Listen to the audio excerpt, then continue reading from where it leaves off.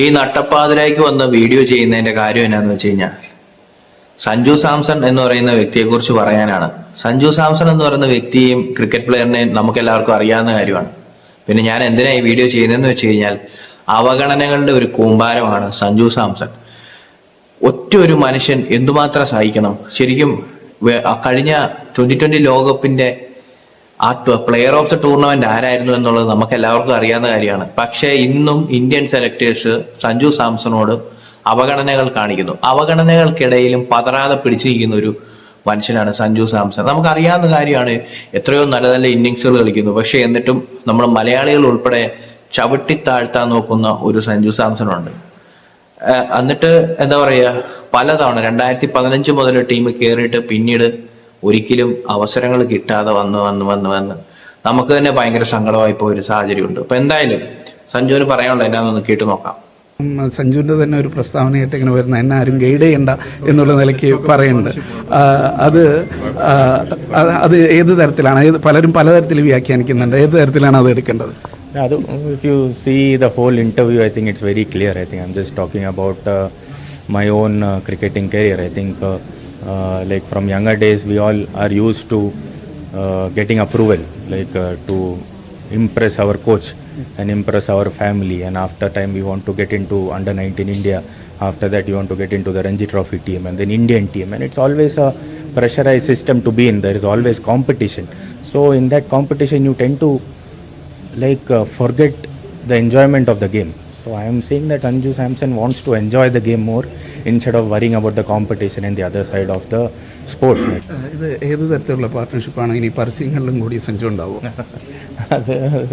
Like he's asking, am I into advertisement also? I think that they have to decide. I think I am there for them in the contractual period, whatever they say. ഇവിടെ സഞ്ജു എന്ന് പറയുന്ന വ്യക്തി സംസാരിക്കുന്നത് Indian ടീമിൽ നിന്ന് അദ്ദേഹം പുറത്താക്കപ്പെടുന്ന കാര്യങ്ങളൊക്കെ എല്ലാവർക്കും അറിയാം, അദ്ദേഹത്തിനും അറിയാം അതിന്റെ കാരണങ്ങൾ എന്താണെന്ന്. പക്ഷെ ഇപ്പോഴും തള്ളി പറഞ്ഞിട്ടില്ല. കഴിഞ്ഞ ദിവസം ഒരു ഇന്റർവ്യൂവിന്റെ ഇടയ്ക്ക് അദ്ദേഹം പറഞ്ഞു, ഇനി ഞാൻ കുറച്ച് എൻജോയ് ചെയ്ത് ക്രിക്കറ്റ് കളിക്കണം, ഞാൻ ആർക്കും വേണ്ടിയിട്ട് എന്താ പറയാ മത്സരിക്കത്തില്ല. അതായത് ഇനിയുള്ള ഒരു റാറ്റ് റേസിന് ഇനി അദ്ദേഹം ഇല്ലെന്ന് പറഞ്ഞത്. അവസരം കിട്ടിയാൽ കളിക്കും, അല്ലാതെ ഇടിച്ചിടിച്ച് ആരുടെ അവസരം നശിപ്പിക്കുന്നോ അല്ലെങ്കിൽ അങ്ങനെ ഒരു രീതി പറഞ്ഞു. തനിക്ക് കിട്ടിയാൽ കളിക്കും, അല്ലാത്ത പക്ഷം വേണ്ട, ആ ഒന്നൊരു പരിവാണ്. കാരണം ഇത്രയും നല്ല ഇന്നിങ്സുകൾ കളിച്ചിട്ട് പോലും ടീമിൽ കയറാൻ എന്ത് പാടാ വിടുന്നത്. 3 ഇന്നിങ്സിന്റെ പേരിലാണ് സഞ്ജു സാംസണെ മാറ്റി നിർത്തിയത്. 2 ഇന്നിങ്സ് അയർലൻഡിലും 1 ഇന്നിങ്സ് ഇംഗ്ലണ്ടിലും കളിച്ച ഇന്നിങ്സിൽ അതിന്റെ ഒരു ഇതിലാണ് സഞ്ജു സാംസണെ മാറ്റി നിർത്തുന്നത്. ടീമിൽ നിന്ന് അദ്ദേഹം പുറത്താക്കപ്പെടുന്ന ഒരു സാഹചര്യം വരെ ഉണ്ടായിരുന്നു, ഇല്ലേ? നമുക്കറിയാവുന്ന കാര്യമാണ് എന്തുമാത്രം വിഷമം നമുക്ക് ഉണ്ടായിട്ടുണ്ടെന്നുള്ളത്. കാരണം അത്രയും നമ്മൾ ഒരുപാട് സഞ്ജു സാംസൺ ഗ്രൗണ്ടിൽ കളിച്ച് കാണാൻ ആഗ്രഹിക്കുന്ന നമ്മുടെ സ്വന്തം സഞ്ജു സാംസൺ. പക്ഷെ ഏതോ പോയിന്റിലൊക്കെ സഞ്ജുവിനെ ഇതുപോലെ അവഗണിക്കുന്ന കാണുമ്പോൾ നമുക്ക് തന്നെ വിഷമം തോന്നും. പക്ഷെ മറ്റൊരു വശം എന്നാന്ന് വെച്ച് കഴിഞ്ഞാൽ മലയാളികൾ തന്നെ സഞ്ജു സാംസണെ കുറ്റപ്പെടുത്തുന്ന കുറേ അധികം ആളുകളുണ്ട്.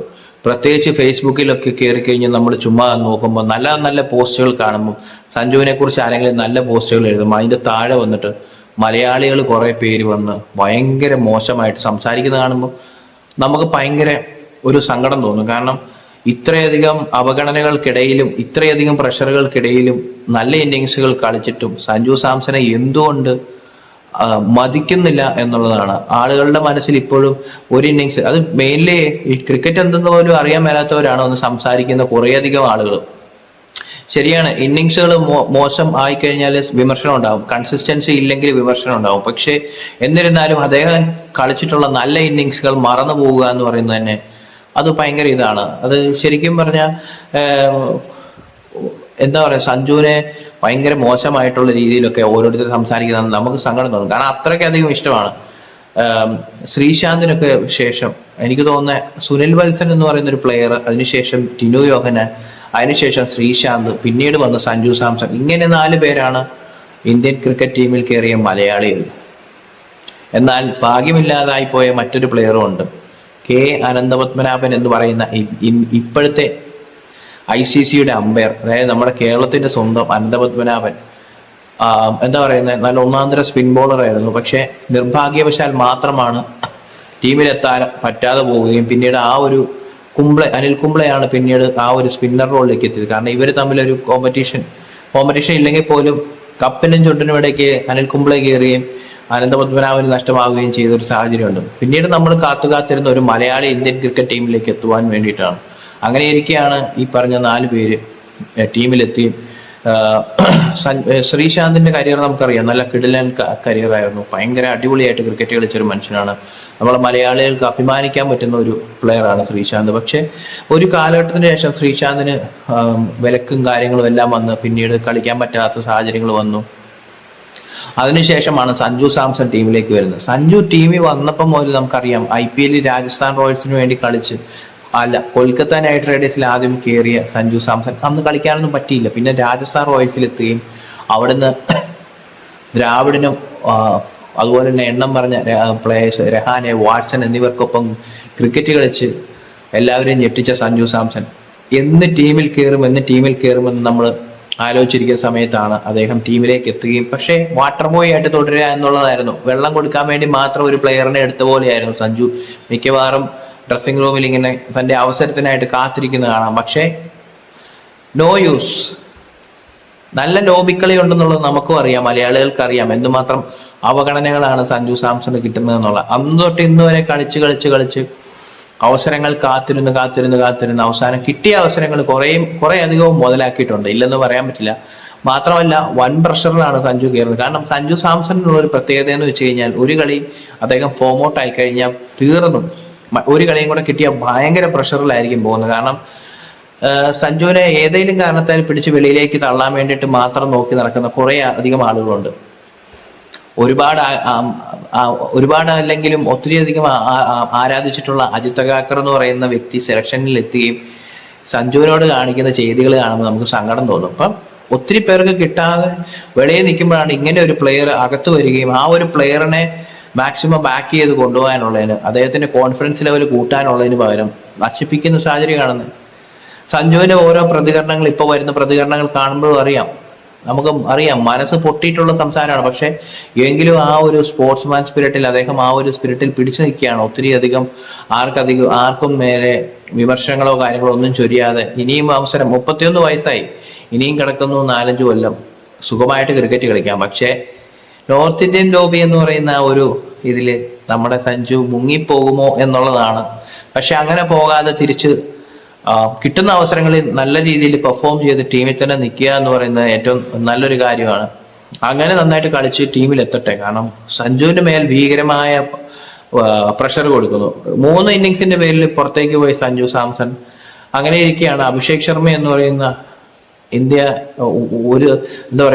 ഒരുപാട് വലിയ പ്രതീക്ഷയോടെ കൊണ്ടുവന്ന ഇന്ത്യൻ ഓപ്പണർ 8 ഇന്നിങ്സുകൾ വളരെ മോശമായിട്ട് തന്നെയാണ് ബാറ്റ് ചെയ്തത്. പിന്നെ ഒരു കാര്യം എന്ന് വെച്ച് കഴിഞ്ഞാൽ ഇപ്പോഴത്തെ സ്ഥിതിയിൽ വണ്ടർ കിഡായ സൂര്യവംശിയുടെ പുറകെ എല്ലാവരും പോകുമ്പോൾ സഞ്ജു എന്ന് പറയുന്ന പ്രതിഭയുടെ ടാലന്റ് എല്ലാവരും മറന്നു പോകുന്നു എന്നെനിക്ക് തോന്നുന്നു. സൂര്യവംശി എന്ന് പറയുന്ന ഒരു പ്ലെയറിന്റെ ടാലന്റ് നമുക്കറിയാം, നല്ല രീതിയിൽ കളിക്കുന്നുണ്ട്. അദ്ദേഹത്തിന്റെ പ്രൈം ടൈം ആണ്, ഇപ്പോൾ നല്ല കളികളാണ് കളിക്കട്ടെ. പക്ഷെ നമ്മുടെ സഞ്ജു സാംസണ് അവസരങ്ങൾ നിഷേധിക്കപ്പെടുമ്പോൾ ഒരു മലയാളി എന്ന നിലയിൽ സഞ്ജു എന്ന് പറയുന്ന വ്യക്തിയെ അടുത്തറിയത്തില്ലെങ്കിൽ പോലും നമുക്ക് ഏറ്റവും അടുത്ത് നമ്മുടെ ഒരു കൂട്ടുകാരനെ പോലെ നമുക്ക് തോന്നിക്കുന്ന രീതിയിൽ അദ്ദേഹത്തിന്റെ പെരുമാറ്റം അങ്ങനെയാണ്. നമ്മുടെ ഒരു കൂട്ടുകാരന് ഒരു അവസരം കിട്ടാനും നമുക്ക് ഉണ്ടാകുന്ന വിഷമമില്ലേ, അതുപോലെ ഒരു വിഷമമാണ് നമുക്കും ഉണ്ടാകുന്നത്. എന്തായാലും സഞ്ജു സാംസണ് നല്ല നല്ല അവസരങ്ങൾ കിട്ടട്ടെ.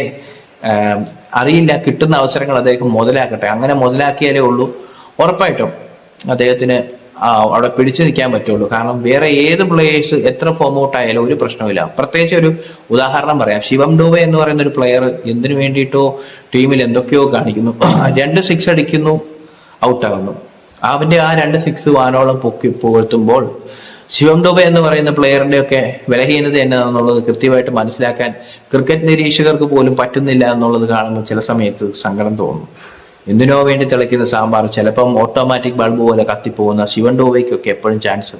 സഞ്ജു സാംസൺ എന്ന് പറയുന്ന അതി സൂപ്പർ പ്രതിഭ, ആ പ്രതിഭേനെ എടുത്ത് വെളിയിലേക്ക് കളയുന്ന കാണുമ്പോഴും നമുക്കൊരു സങ്കടം തോന്നും. എന്തായാലും സഞ്ജുവിന്റെ അവസരത്തിനായി സഞ്ജു കാത്തിരിക്കുന്നു, ആ അവസരം കിട്ടുന്നതിനായിട്ട് നമ്മളും കാത്തിരിക്കുന്നു. അടുത്ത ഊഴം എപ്പോൾ കിട്ടിയാലും നല്ല രീതിയിൽ കളിക്കാനായിട്ട് സഞ്ജു നല്ല രീതിയിൽ ഇന്ത്യൻ ടീമിന്റെ അവിഭാജ്യ ഘടകമാകുന്ന കാണാൻ നമുക്ക് ആഗ്രഹമുണ്ട്. അവിഭാജ്യ ഘടകം ആയതാണ്, എന്നിട്ടും എടുത്ത് വെളിയിൽ കളഞ്ഞു. അതാണ് ഇവിടുത്തെ അവസ്ഥ. സത്യം പറഞ്ഞാൽ ക്രിക്കറ്റ് എന്ന് പറയുന്ന സ്പോർട്ടിനെ ഒരുപാടധികം സ്നേഹിച്ചിട്ടുള്ളതാണ്. പക്ഷെ ഏതോ പോയിന്റിലൊക്കെ ചിലപ്പോൾ വെറുക്കപ്പെടുന്ന ഒരു സാഹചര്യം, നമ്മൾ വെറുത്തു പോകുന്ന സാഹചര്യങ്ങൾ ഈ ഒരു ലോബിക്കളി കൊണ്ടുവരുന്നുണ്ടോ എന്ന് എനിക്ക് തോന്നുന്നു. പലപ്പോഴും ക്രിക്കറ്റ് നടക്കുന്നുണ്ടെങ്കിൽ പോലും കാണാനുള്ള താല്പര്യം പോലും പോകുന്നതിൻ്റെ ഒരു കാര്യം ഇതാണ്, ഇങ്ങനെയുള്ള ഇഷ്യൂ. പ്രത്യേകിച്ച് സഞ്ജു സാംസനെ അത്രയധികം ഇഷ്ടപ്പെടുന്നതുകൊണ്ടും ആ ഒരു പ്ലെയറിന് ലഭിക്കുന്ന നീതികേട് കാണുമ്പോഴും നമ്മൾക്ക് ക്രിക്കറ്റിനോടുള്ള സ്നേഹം മാറിപ്പോകുന്നു. ക്രിക്കറ്റ് കാണാൻ പ്രേരിപ്പിച്ച ക്രിക്കറ്റ് ദൈവം കളത്തിൽ നിന്ന് പിരിഞ്ഞുപോയി. സച്ചിൻ ടെണ്ടുൽക്കർ. സച്ചിനാണ് എന്നെ ക്രിക്കറ്റ് കാണാൻ പ്രേരിപ്പിച്ചത്. പണ്ട് മുതലേ സച്ചിനെ പോലെ തന്നെ മറ്റ് പ്രതിഭാധനായ പ്ലേയേഴ്സ് ക്രിക്കറ്റ് കാണാൻ ഇഷ്ടപ്പെടുത്തിയിരുന്നു. പക്ഷെ ഏതോ ഒരു പോയിന്റിൽ നമുക്കിത് ഇത് ശരിക്കും ഒരു ബിസിനസ്സാണ്. ആ ഒരു ബിസിനസിന്റെ ഒരു ഇതിൽ എവിടെയൊക്കെയോ ക്രിക്കറ്റിന്റെ സൗന്ദര്യം നഷ്ടപ്പെടുന്നുണ്ടോ എന്നുള്ള തോന്നലും ചില സമയത്ത് തോന്നാതിരുന്നിട്ടില്ല.